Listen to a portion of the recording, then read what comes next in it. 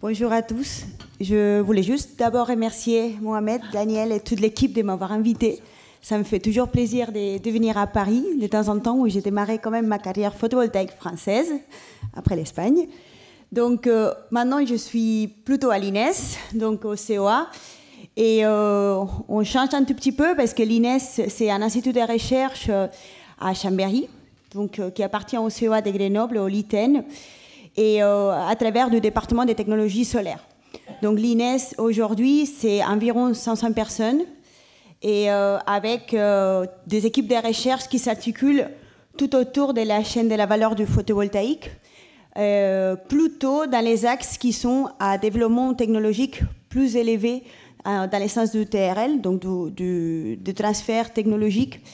Et donc on va travailler avec toutes les équipes du CNRS dans tout ce qui est la recherche fondamentale pour essayer de la pousser vers l'industrie et trouver des solutions technologiques proches du marché.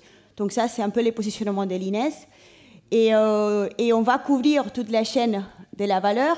Donc j'ai beaucoup aimé la présentation de Jean-Paul, qui était plutôt avec des lignes. Nous, on va parler plutôt circulaire, et parce que c'est aussi un peu l'objectif du photovoltaïque, c'est aussi de rentrer dans une économie circulaire.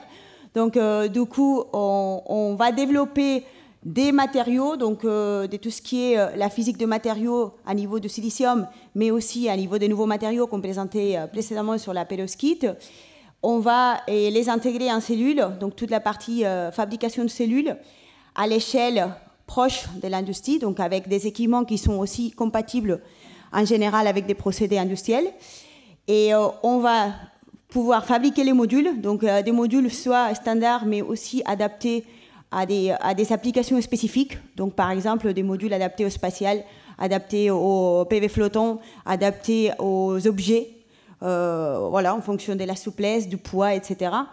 On va aussi travailler sur l'intégration architectonique, l'échelle du système, donc on va les intégrer, pouvoir les tester, et des résultats des tests qu'on va faire en indoor, donc en laboratoire, ou aussi en des conditions réelles, on va pouvoir aller à nouveau sur les matériaux et sur la physique du système pour améliorer la physique de matériaux initial. Donc, et tout ça dans des approches qu'on appelle aujourd'hui, c'est l'approche qu'on appelle éco-design, donc pour l'utilisation des moins de matériaux, la facilité de recyclabilité par exemple, ou une chaîne de la valeur qui soit aussi, qui impacte moins les ressources naturelles, et plus acceptées aussi par la société. Donc comme tout à l'heure évoqué, donc on a aussi un travail sociétal qui est important.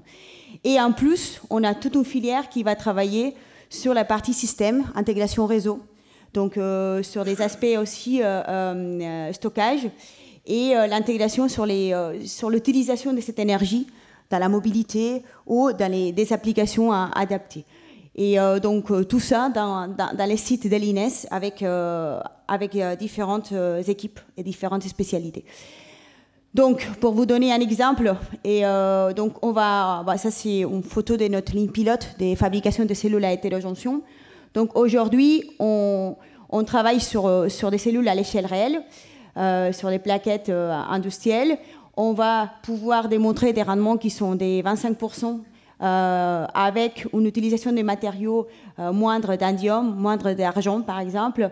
On va essayer de trouver quelles sont les limites du silicium pour accompagner aussi les transferts technologiques vers les industriels européens, français, qui se positionnent sur la partie manufacturing, la partie fabrication des cellules et modules photovoltaïques en Europe.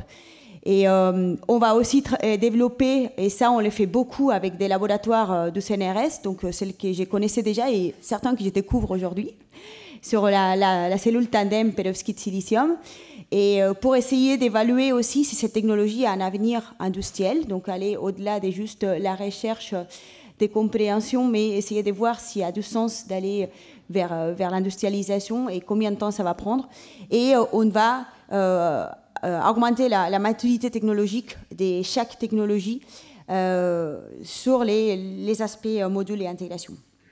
Voilà, donc ça c'est un exemple, mais on fait ça sur d'autres sujets qui concernent aussi la chaîne de la valeur du photovoltaïque. Donc merci pour votre attention. Et je vais vite, mais je suis à votre disposition s'il y a des questions.